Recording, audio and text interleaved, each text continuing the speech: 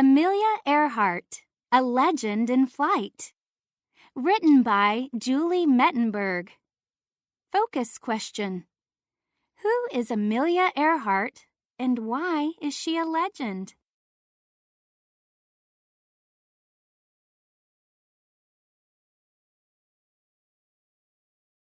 Introduction. The airplane bounced among the clouds. Giant black storm clouds lay ahead. The year was 1932. The airplane carried Amelia Earhart. She had been the first woman to ride in an airplane over the Atlantic Ocean. Now, if she made it, she would be the first woman to fly an airplane over the Atlantic. And she would be the first person to have crossed the Atlantic in an airplane twice. But first, she had to succeed, and the trip was dangerous. Airplanes in the 1930s were small, and they didn't have the instruments that today's pilots do. A pilot had to go by her sense of sight, keeping tight control of the airplane. The black clouds ahead were too large to fly around, so Amelia pointed the little plane right into them. Ice froze the plane's controls, sending it into a tailspin. Amelia struggled to get control. Finally, the ice melted and Amelia was able to pull the plane out of its spin. Many hours later, Amelia set the plane down in Northern Ireland. She had crossed the Atlantic Ocean in an airplane she flew herself. She had already been famous. Now she would be a legend. But Amelia Earhart would be most remembered for something else. While trying to fly around the world, she disappeared.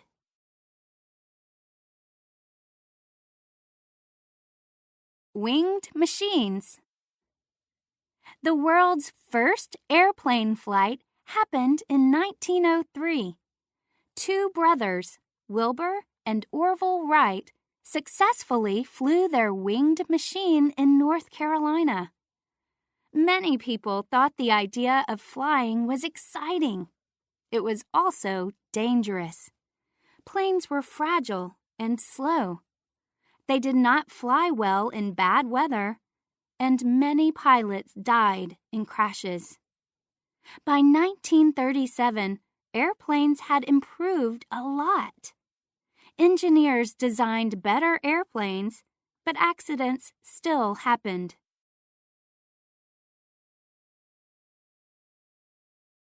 Kansas youth. Anyone who knew Amelia as a child could hardly have been surprised by her later accomplishments. She was born in Kansas in 1897.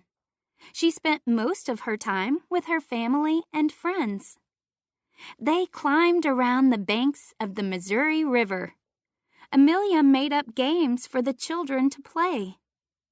She and her sister were such active children that their mother made bloomers for them to wear.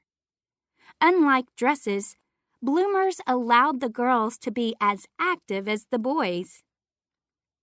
When Amelia was 21, her family moved to California.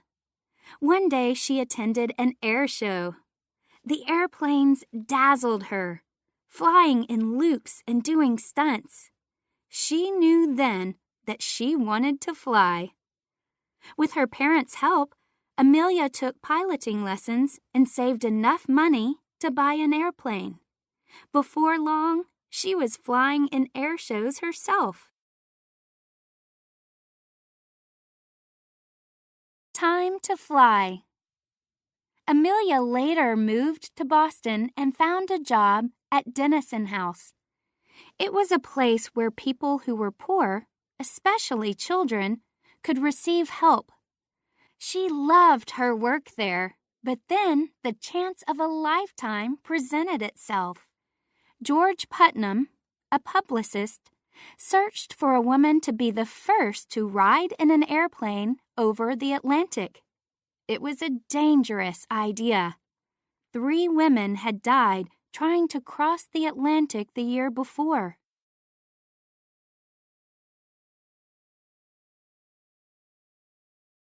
Only men had ever crossed the Atlantic in an airplane. Anyone who would try it had to withstand danger and fatigue. George thought Amelia Earhart was perfect, and she was eager to go. Amelia Earhart, flyer, and... In her lifetime, Amelia worked at many jobs. At that time, it was unusual for women to have jobs at all.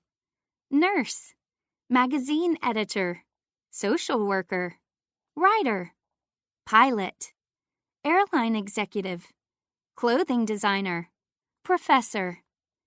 She also helped start the 99s, a group of women pilots that still exists today. Amelia was just a passenger on that 1928 flight, but her life would never be the same. The first woman to cross the Atlantic made headlines around the world. After the flight, she was famous and busy writing books and giving speeches about flying. She also designed clothing and luggage for active women like herself, and even helped launch 2 airlines. Later, she married George Putnam. She also continued to fly.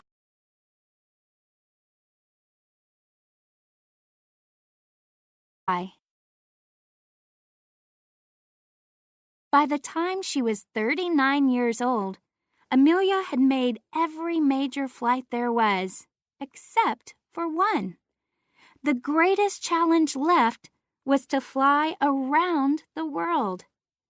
Only one pilot had ever flown around the world, but he didn't follow the equator, the longest and most difficult route. This was the route Amelia would fly. Would she make it? By this time, no one doubted Amelia Earhart's flying skill. On May 21st, 1937, she took off with her navigator, Fred Noonan. They went from California to Florida in a Lockheed Electra. Last flight. Amelia and Fred first stopped the Electra in Florida. The new plane had crossed the entire North American continent. Next, they flew to South America, Africa, India, Asia, and Australia. It appeared that Amelia Earhart would once again pull off a historic flight without a hitch. On June 29, 1937, they stopped in New Guinea, just north of Australia. There, they fueled the airplane and checked their maps. When they took off again, there was no hint of any trouble to come. As they flew close to Howland Island, their radio messages became odd. The U.S. Coast Guard cutter Itasca waited offshore to receive their signals and help them find the island. Those radio signals were irregular and strange. Amelia spoke of a storm, yet the weather over the island was clear. More than 20 hours into the flight, Amelia's voice said, "We're running north and south." She was never heard from again.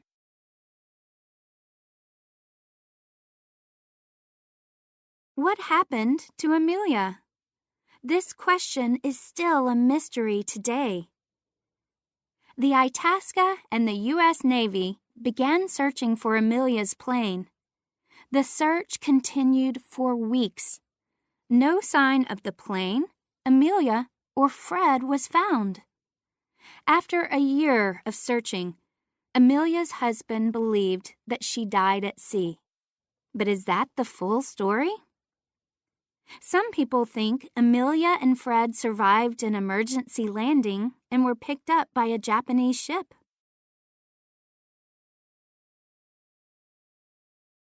Others think that Amelia landed the plane, but at a different island. There, she and Fred were able to live on native foods, but died of either sickness or old age. Many people believe the easiest answer is that the plane landed in the water. Perhaps Amelia and Fred drowned before they inflated their life raft. Whatever happened, there is no doubt that Amelia Earhart is one of the greatest Americans of the 20th century. She showed everyone that women didn't have to live with limits. She showed people that anyone could fly. She was a legend.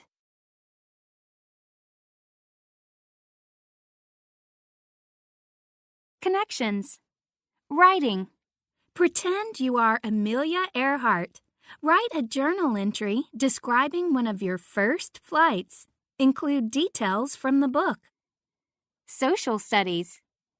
Use information from the book and other resources to create a timeline of Amelia Earhart's life, including at least 10 events.